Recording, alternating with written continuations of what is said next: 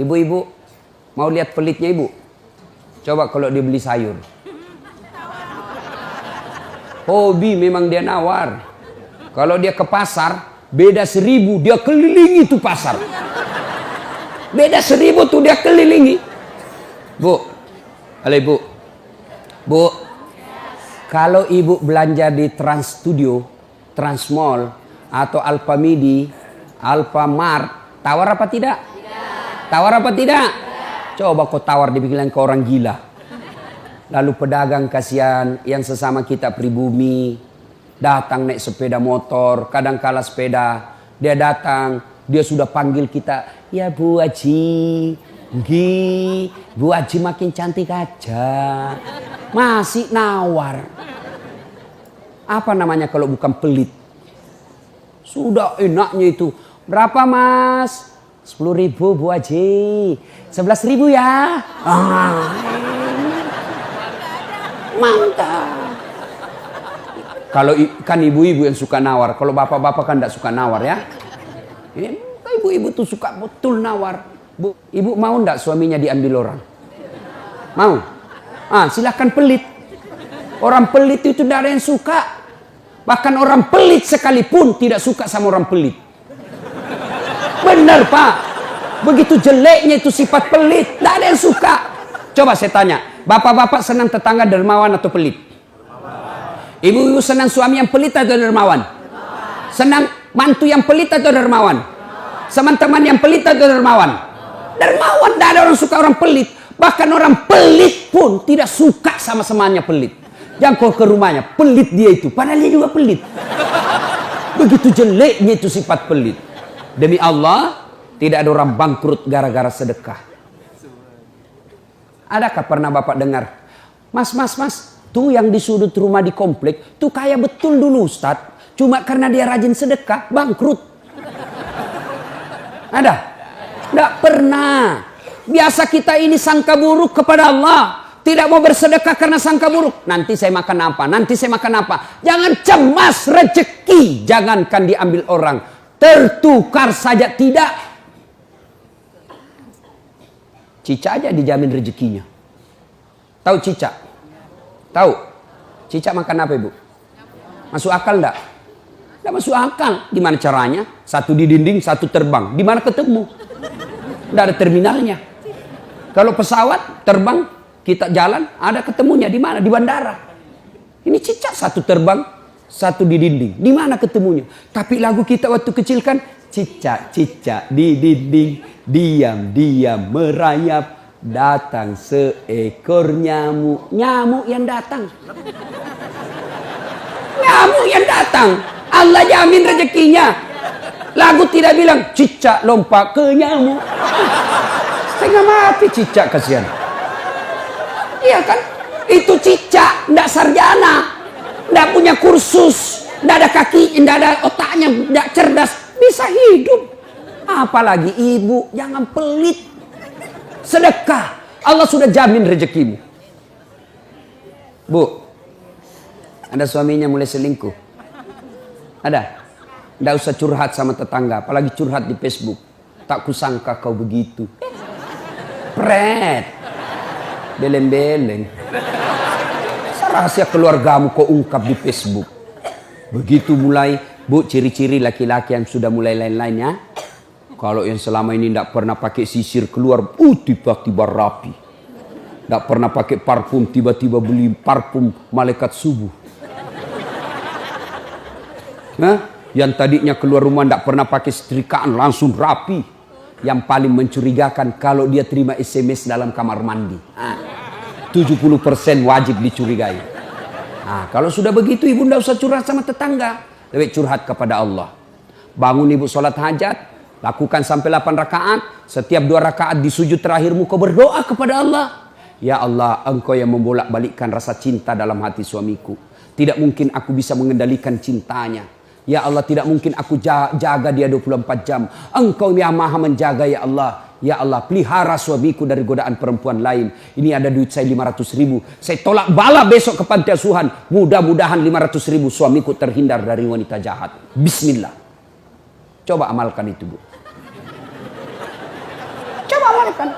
Yang jadi masalah kalau suaminya juga sudah tahu rumusnya.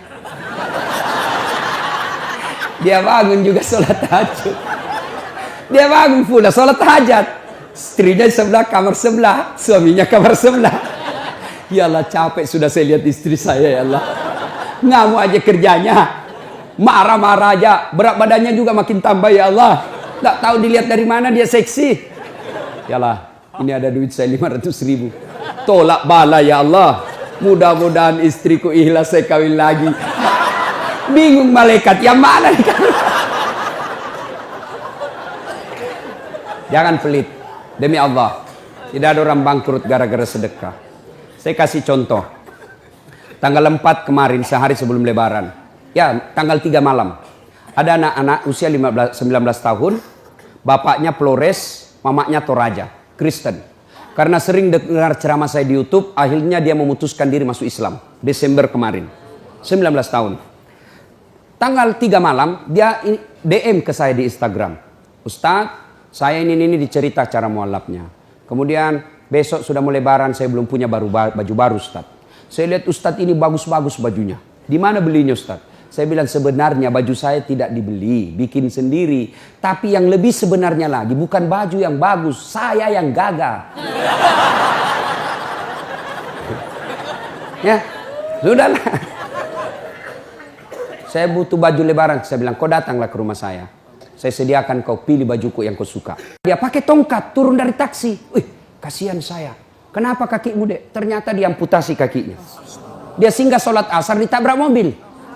Saya bilang berat betul hidupnya ini anak. Diusir dari orang tuanya, Pak. Diusir, sekarang tinggal di masjid. Tidak disetujui, hanya dia sendiri masuk Islam. Diusir. Bilang, kenapa kakimu? Saya cerita. Sedih saya. Sempat berkaca. Jangan sedih Ustaz. Ini tidak ada artinya nih kaki ketimbang iman saya kepada Allah. Luar biasa, 19 tahun. Saya ambil baju saya yang paling bagus. Kau pilih ini, Dek. Mana kau suka? Bener, diambil yang paling bagus. Sempat juga saya nyesal. Sudah. Karena saya buru-buru ke bandara. Saya mau pergi khotbah. Ya, ini Dek. Kau ambil 1 juta. Sudah. Baliklah dia. Naik Grab lagi. Sudah. Perjalanan saya ke bandara masuk WhatsApp. Ustadz, berapa nomor rekeningnya? Wakil Wali Kota Balikpapan. Dalam hati saya bilang, kenapa lagi Pak Wali? Ada apa? Padahal dalam hatiku, segeralah. Kirimlah nomor rekening. Masih di atas mobil, masuk. Tik, tik, tik, tik. Masuk, berapa transferan masuk? 30 juta.